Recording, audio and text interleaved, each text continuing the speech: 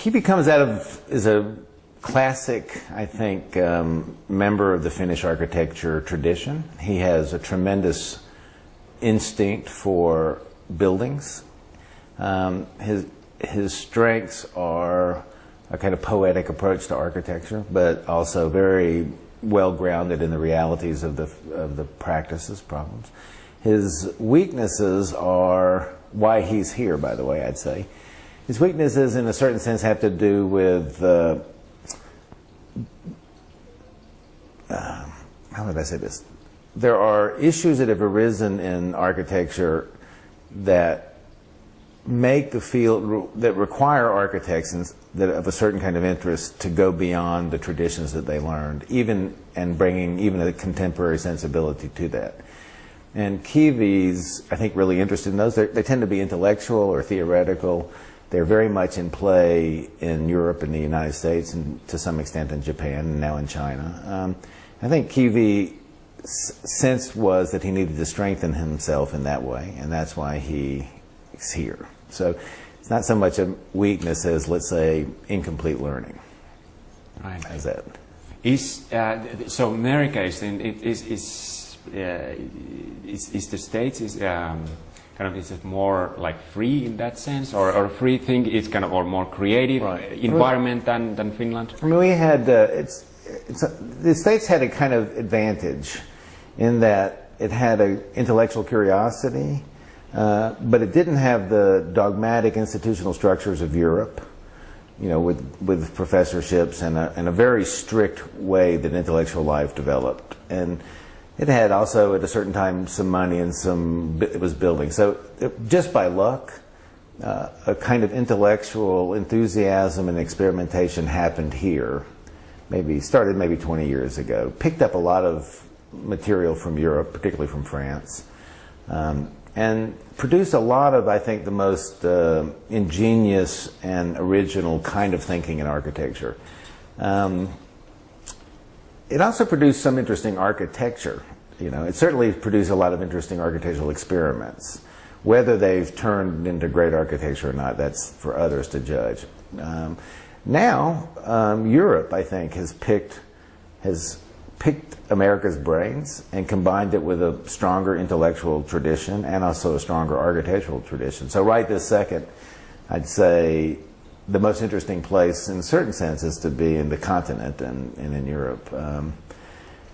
But, Kivi already has those strengths. I mean, he understands how to do poetry with the materials of architecture. He also understands how to do, let's say, social thinking in architecture. And so I think the fact that he came here to strengthen his intellect. This, by the way, why I was interested in him. I mean, there's lots and lots of talented young architects in Finland, and I know quite a few of them. And but they've always been confident that the adequacy of the Finnish architectural environment was enough for them. I heard about Kivi because some colleagues of mine from London met him in a workshop, and he quickly gravitated with some enthusiasm to some of their ideas, took them up, and did some tremendous work. The most obvious is the chair, extra terrain, but it's not the only one. But his immediate understanding that there was something else in the world that he could augment his background with made him attractive to me. So I basically followed him by reputation first, because unlike, let's say, the kids from Monarch or some other young important architects. I mean, anytime a young architect who doesn't really need anything else. He has all the art skills and he could have just done it, and he would have probably been as well known today as he is now. But his own sense that he needed something else to get beyond that, I thought was something really impressive. How would you describe? That was a long sentence. How is he now in his career? I mean, has he done an international breakthrough, or is that still waiting? Yeah, international architecture has stages. So you basically have to do one international breakthrough to get to the next international breakthrough. And it's pretty simple. You first do breakthroughs in terms of unbuilt projects that attract attention in publications. And he's done that quite a bit. Meaning that projects that are designed but never built, or small or furniture kinds of things, start to get published a lot and attract the attention of really just the architectural community. The next step is to get into exhibitions, where you're starting to either design exhibitions or put your work into exhibitions. And that's where he is now. And he's probably the most accomplished person in the field, or certainly one of a very small number, who are considered the architectural designers to get among curators. For curators, so curators want him either to install their show or design their installation, or to put his own work, like the Spanish Dancer. And that narrows the field down in half of the sort of breakthrough issues. Then the next step, where he's not yet, and then where he's working now, is it's about a building. It's about a project at the scale of a building that combines an artistic thinking, a sense of pragmatics, and also an intellectual component. Generally, that happens for most young architects by winning a major competition. And that's the cutoff point. A lot of people drop out between the exhibition phase and the cutoff phase, and that's where I think everybody's watching Kivi to see what he's happening. He's done some projects like the one he did recently for an area of Helsinki that's being reconsidered for a cultural center. He's done, I think, work which shows an incredible amount of promise for making that breakthrough, but that's where he has to go next. And sometimes it'll happen as a commission, but almost always it's a competition, because that means that not only does he have to clarify his ideas, but he's also competing against his colleagues. And So what's your prognosis? Where will Kivi be in, let's say, in 10 years from now? Here's an honest answer. The odds for that question about anybody are low. I mean, my guess is, if you had to bet money, and you named any name, I would tell you to bet that he would be unknown and forgotten. But among the people that will be known and forgotten, he's one of the that will be well known and highly regarded. He's somebody I think has a really great chance. What's important about Kivi is that he's connected to what's going on. That's one thing.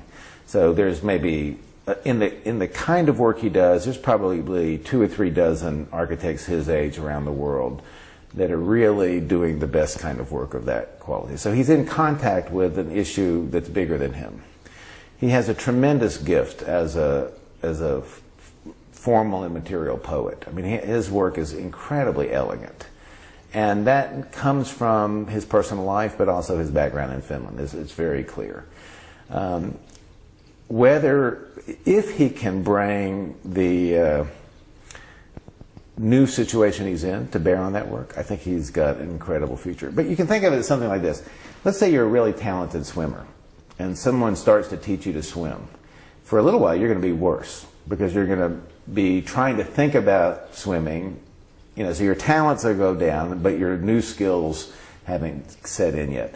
But that's the only way to go from being a good swimmer to a great swimmer. And that's where he is right now. And the very fact that he's put himself a little bit at risk to make that leap, and that's a characteristic of people from Argentina, young people, Slovenia, you see that in all of them. And the history of the field has always supported precisely that kind of risk. And so in those terms, I think he has a great chance. One more question. So how much is nowadays architecture, if we're just talking in general terms here, and how much is it art and how much business? How would you balance that? I think every form of practice has both an intellectual, or let's say has an intellectual, it has a creative, and it has a social pragmatic component. I think art and architecture belong to a category much like cats and dogs share are two parts of the same category, but they're not really the same thing. And so architecture seems like it has a lot of responsibilities that art doesn't have. But in the end, I don't think that's true. Every great creative practice is something that rises above whatever responsibility it has to do that. Now, there's another thing, and that is architecture as an idea. It's a little bit like writing as an idea. There are writers that are journalists. There are writers that write business letters. There are writers that write junk fiction.